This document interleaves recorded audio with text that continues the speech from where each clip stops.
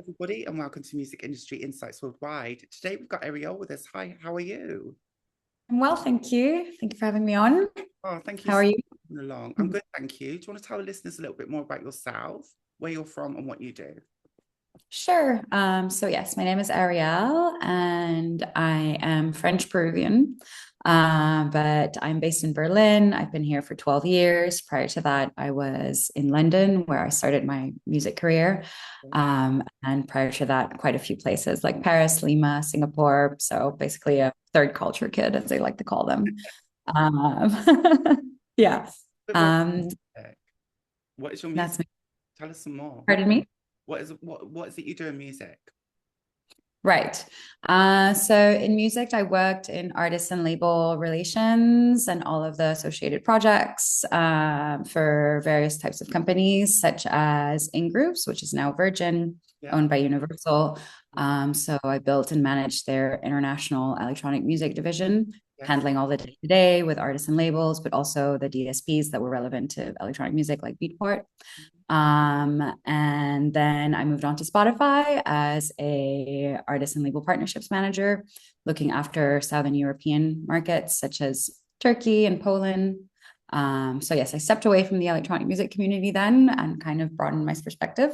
Yeah, Yeah, most of my job was also handling the day to day with all the artist and label communities, but also managing marketing projects awesome. that would feature some of the up and coming or established local artists That's and amazing. Spotify. That's really, Yeah, and then I took a little bit of a sabbatical, kind of had a foray into product management and native instruments because I also started producing music and DJing myself during this sabbatical, and then ended up at a company called Endel.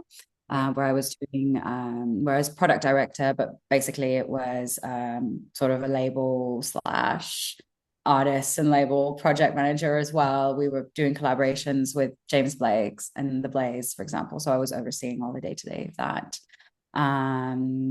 And yeah, then I took another sabbatical. Now I'm here and I'm launching my own freelance services, and I started my own little distribution business as well called Matrona. And yeah, my DJing career is also going quite nicely. So happy with that. I love to hear those stories. And tell us a little bit more. Did you have a music education? How did you get into it? I didn't actually, to be honest, none of the studies that I did had any relevance whatsoever in any of my music trajectory. I studied international business, applied to foreign languages in France. And then I only had like a bachelor's. I didn't bother with a master's. I just moved to London because I really wanted to work in music. Yeah. And I had a small community there. And yeah, I met my then boss, Alex Branson, Okay. who hired me in Grooves, and the rest is history, really. Yeah, those in Grooves years were my formative years. Although actually part of the reason I could jump into the music industry was because prior to working while I was still studying, I was connecting with artists and labels that I liked on MySpace back in the day. Yes. And so, yeah, just kind of like freely offering some help just because I really wanted to get involved and I really love the music. So, Sure. yeah, Absolutely. that's how I fell into music. Always been very, very passionate about it. Yeah, that's lovely. I love to hear that. Thank you for sharing. And also, you've obviously come from London. You've moved to Berlin. What have those differences been? And how has that been for you as a person? Yeah, I mean, England and Germany, two very different Oh, countries for sure. yeah. I think in the UK, there's definitely more of a music hub, right? Like, so if you're in London, when it comes to business opportunities and networking and connections, it's a lot more spread. I feel like it's just such a wider scene, whereas in Germany, it tends to be a little smaller. But that's probably also my perspective because I still don't speak German. So I haven't really had German affairs in my day to day business approach. Yeah. All of my positions have been quite international. However, I will say that the electronic music community in Berlin is still very strong. And yes, still a large part of the reason why I live here, truly. So yeah, you're able to connect with different sides of house artists, techno artists, maybe even some bass, UK, things like that. And people are like actively striving to do something different for the community and with music when it comes to the electronic music scene. So it feels good to be a part of it still after all these years. Yeah, and obviously you've pivoted away from the electronic music now. Tell us a little bit more. Do you still do electronic, and what made you want to change from doing that to Yeah. more diverse in genres? Yeah.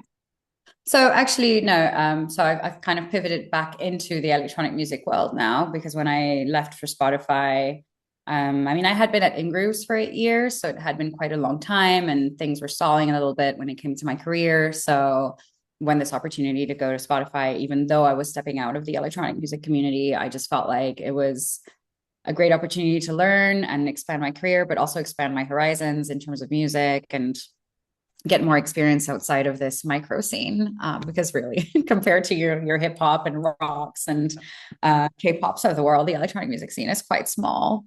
So yeah, I really wanted to broaden myself, but actually it wasn't really my thing, in all honesty. Like, even though I love different types of music, I feel like the energy and the dynamic and the conversations, and the passion is just different within the electronic music scene, right? Because for me, it also has a personal sentiment, which is one of belonging because I grew up with it. So yeah, so I think it was important for me to circle back into this side of the industry for sure.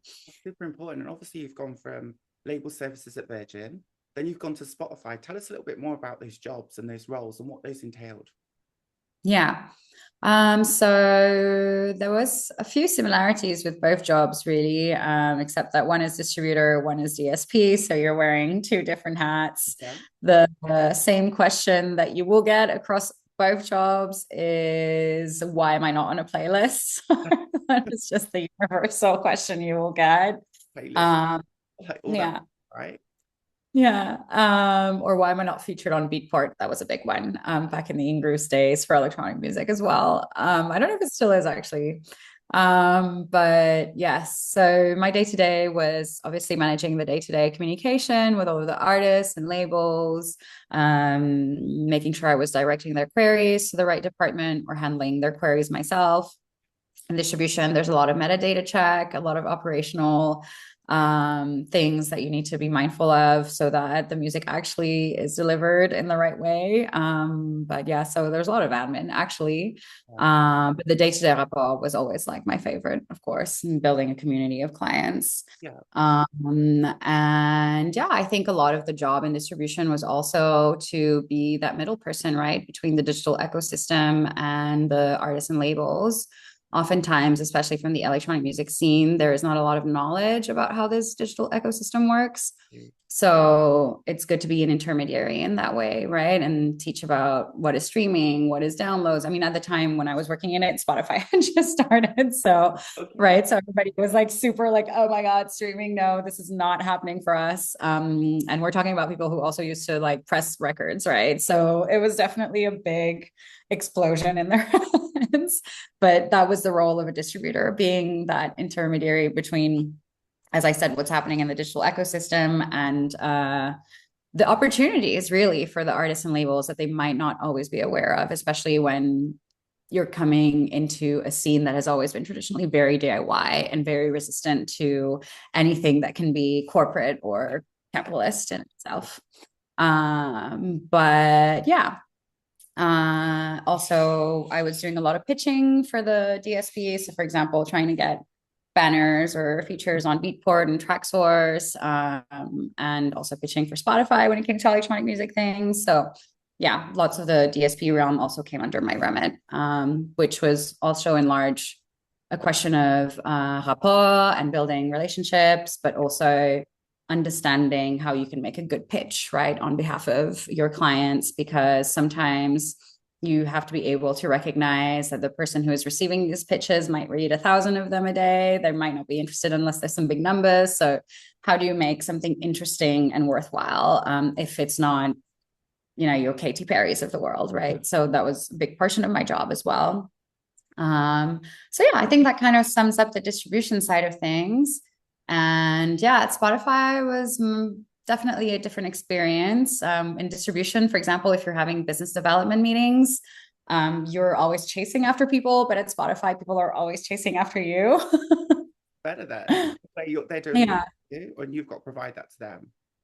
Pardon me? Have you got to provide the work that they want to them? And have you got to pitch to them? How does that work on Spotify? Because, you know, Spotify's obviously demonetized quite a lot of the music industry. How did you find that? And what was it like working with Spotify? Did you find that Mm, interesting? I think from an actual professional experience with the artist and label community, it was quite interesting to come in at that time because in the markets that I was looking after, such as Turkey or Poland, Spotify was quite a new concept still. So there was a lot of education work that needed to happen, but at the same time, Spotify already had like quite a few diversity initiatives within the company. So it was really able to showcase artists and labels across borders. And I think that also facilitated a lot of opportunities for some of the smaller communities of the music industry, of course, which tend up to be extremely huge in their own local countries, right? But from the weird geographical dynamics that happen, which has now been a little bit more balanced, but still, you know, you predominantly talk about the US or the UK. Yeah. So yeah, so it was really interesting to be a part of growing the streaming model inside of these markets that didn't traditionally lean into them until then. There was a lot of convincing and a lot of calls and a lot of explaining. But I do think that Spotify does facilitate discovery to a certain degree. And I think that if you know how to use a platform well and you have the patience and resolve with your music to be able to expand on it, then it truly does become an asset. However, for me personally, it wasn't my favorite professional experience. Let's put it that way. I think big companies are a very unique beast. And, there's a lot of power dynamics and politics. So if you are somebody who has a history and you're semi-neurodivergent, it's just, for me, it just was not a good environment. And I didn't feel safe a lot of the time. Sorry to hear. Yeah, but yeah, it's dual kind of world for me. Which is great. Great to have that experience of behind the scenes as well as now being a DJ. So tell us a little bit more and what made you want to be a DJ and pivot into the music industry in that sense? I think it all stemmed from therapy, really. I mean, I've always loved electronic music and I've always been surrounded by DJs since I was a kid. I mean, I was a teenager when I started going out. So there's this book called The Creative Way by Julia something. I forget the name right now. But she specifically says that sometimes you just end up in positions where you are surrounded by the people who are performing the duties that you would love to perform, whether that's an artist or videographer or teacher, etc. And yeah, there's a lack of confidence that comes through, I think, in order to be able to believe in yourself that you can do it, but you surround yourself with these people as a way to access that. So that's been very true of my story. But whilst I was in therapy for a long time for mental health disorders, and I talk about that on another podcast. Through that as well, right? A lot of people in music have actually been through their own personal struggles as well, which I find quite interesting. Yeah, I think we all kind of lean into music as an anchor, really. Yeah, and then we end up in the music industry, and we're like, oh, yeah. Yeah, it's a brutal one. It can be anyway, but your show does work, and you can pivot and you can learn, and I think that's really inspirational. So tell us, like, first drew you into the creative and professional path, and what keeps you motivated right now? Honestly, there was never any other choice for me, I think, whether it was working in music or just trying out with DJing. I mean, the DJing thing came from needing to rewire neurological pathways, and I felt like I needed to do something creative with myself. And again, that was just an anchor that was put in its place. So I feel like there was never really an option to like go outside of something creative or working more on the corporate support of creatives. Yeah, I think the motivation always stems from being able to help artists and labels, and especially people in the community. That's something that's really important to me. and also why I launched my own distribution services for community members that can't necessarily have access to labels or good distributors. And I think that that's important as well, especially in the electronic music scene, because there's only platforms like DistroKid, but they don't really represent that community towards Beatport. I mean, you have to pay extra to be on Beatport if you use DistroKid, right? Sorry, I'm not trying to do a sales pitch. It's just this is what it's all about. It's talking about yeah, it's just kind of popping into my head. But yeah, the motivation is there in order to provide more transparency, I feel, as well, provide better services, just provide a better experience to move forward with your music. Because I think that's really important as artists, right? Like, I feel like a lot of the time there are so many questions and so many gatekeepers, but also like you can personally put blockages on yourself. And I'm realizing this as an artist as well now, right? So in order to be able to move forward with your music, you have to have the right team and the right explanations and transparency, I feel, but also the right technology. And yeah, that's kind of what's driving me right now, to be able to put together those pieces of the puzzle. And luckily, like having these bigger corporate jobs has allowed me to also have a little bit of a financial cushion, put it that way, to start my own thing and not have to like charge immensely for artists. And that's going to be a problem at some point. But for now, my main motivator is to be able to make this accessible to artists in my community, and also making sure that there's more female leadership as well inside the music industry. I feel is really motivational for me right now.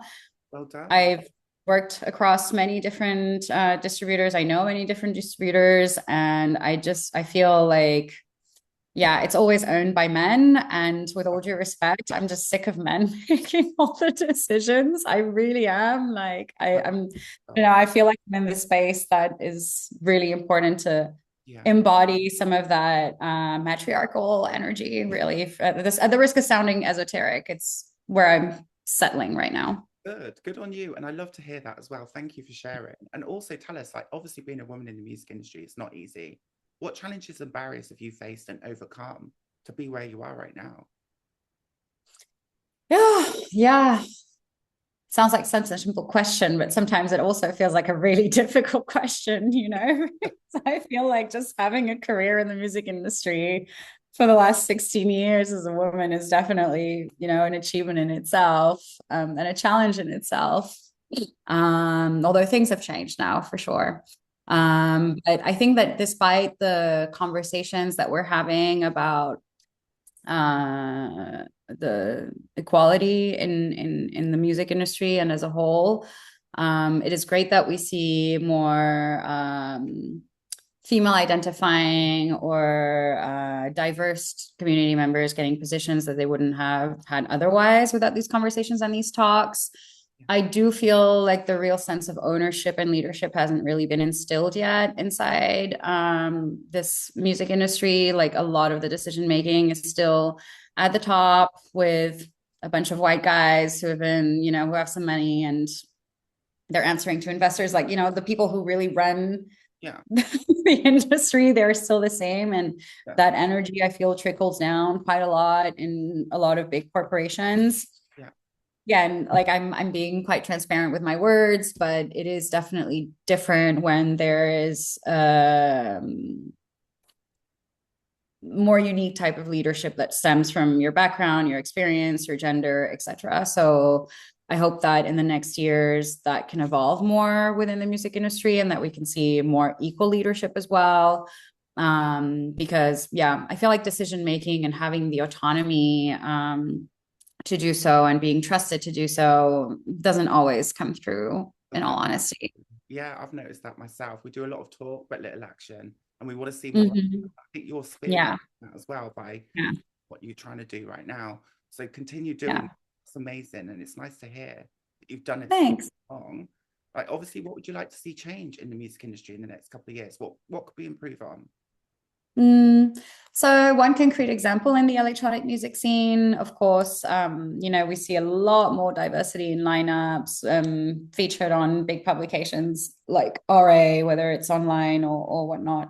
But I think that, as I said, most people making decisions are still guys. Like as a woman DJ in Germany, we like to say Flinter, as a Flinter Yeah. act in Berlin. I've only ever been booked by women twice, and I've had quite a few gigs now, right? So I do think that um on the scale of, yeah, 20 promoters across, if I've only ever been booked by two women, it just really shows quite a disbalance.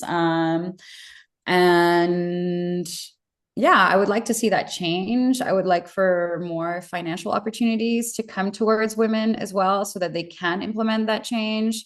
I think that there's a lot of money circulating with tech bros, or, just generally the same type of people who end up receiving this kind of funding and money. And like the money seems to flow in one direction, and it's not, it would be nice to have more of that equity, I would say, so that the Flinters of Berlin could probably maybe initiate more bigger parties and be more in control of how the scene develops here, right? Rather than it being in the handful of a few of the same demographic. So yeah, and there's also a lot of great community initiatives for like Refuge Worldwide, for example. I have a bi-monthly radio show there, but they're a huge community initiative, and they really do implement, I think, the scene that we want to see in the world, and like the diversity, equality, the opportunities that should be implemented. And yeah, I do think that more funding should go towards them. So I'm hoping that there will be more measures to make this cash flow available, right? Like that's something that I would see. I don't know how, and I don't know what initiatives need to take place in order for these individuals to be empowered with the cash flow that they need in order to set the changes. But yeah, or you can just start very underground and DIY and throw a rave in a forest, right? But I think we're past that a little bit. Absolutely. Well, can I ask another question for you? Obviously, talk about relationships and networking because it's a very relationship built business. Do you want to tell us a little bit more about that and how important that's been to you to get you to where you are now? Yeah. I mean, I would say that networking is probably one of the most important factors in building a career, at least for me. That has been my experience. When artists ask me, what do I need to succeed? My first response is always great music, consistency with the music, but also like your network, right? Like who do you meet? What is your team, etc. And I think that because there's so much passion that goes behind working in the music industry, people are generally happy to help, I feel. Or if not, you always have to be careful with people who, want to profit more of what you can give. That's also a very big thing to be mindful of in the world of networking and collaborating. But I think in general, like there are some really good people who just enjoy making those connections, facilitating those working collaborations. And yeah, at the end of, like, it is true, it is about who you know. Like a lot of the music industry is about who you know, because that can, you just don't know how many opportunities it can facilitate. Yeah, that's very true, actually, and thank you. Also, being in the music industry, sometimes you do get that lack of trust. How important is it for you to have that trust in the people that you work with and the teams that you actually communicate with?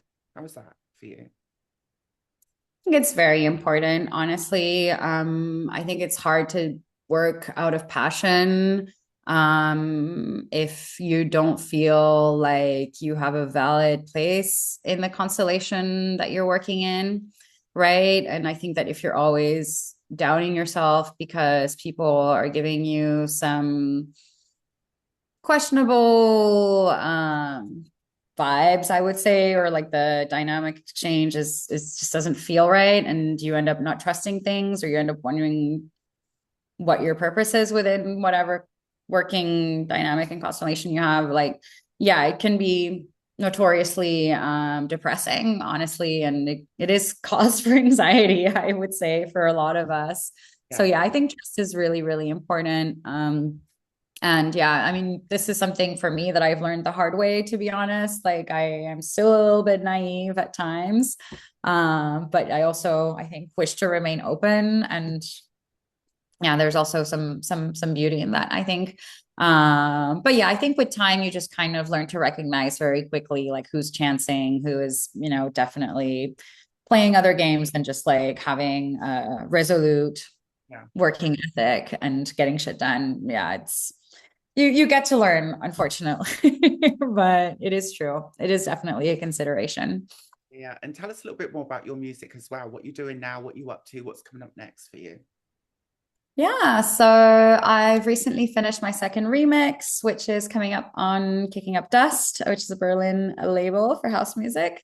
And then I've just been commissioned a third remix on Anxiety Therapy, which is also a Berlin-based label. So yeah, that's been very exciting for me, finally getting into music production. And yeah, DJ wise, I just played at Aurora Bar, which is part of Trezor, which went really well, which I'm very happy about. And this weekend, I'm taking over the Red Room at Renata with two amazing artists called Mr. Redley and Endel. Um, yes, and I'm also currently in the midst of low-key launching my own business. So Matrona, that's the name. And I have one main freelance client called Flamenca, and I'm helping with projects and events and operations, which has been it's been keeping me on my toes. But yeah, great team, really amazing people. So I'm happy about that. Really happy I stepped out of a big corporate setting into a more smaller team. And yeah, I think I needed that space to breathe a little bit, honestly. But yeah, I'm starting my own distribution services. So I've got a few projects coming up, including Swoon, a Flinta collective in Berlin, and Mr. Redley. So yeah, it's a lot of spinning plates, but it's just it's the year of the fire horse, so we're gonna get stuff done. Yeah, and horses are my favorite actually. So that's amazing. Uh-huh. Can I also ask Yeah. some of the listeners that might not understand what distribution is? Can you just explain Mhm. to them what that is and what it does? Of course. So if you're an artist or you want to start a label, in any case, if you would like to put out music on platforms like Spotify or Apple Music, YouTube or SoundCloud or Beatport, TrackSource, etc., then you have to go through a distribution service.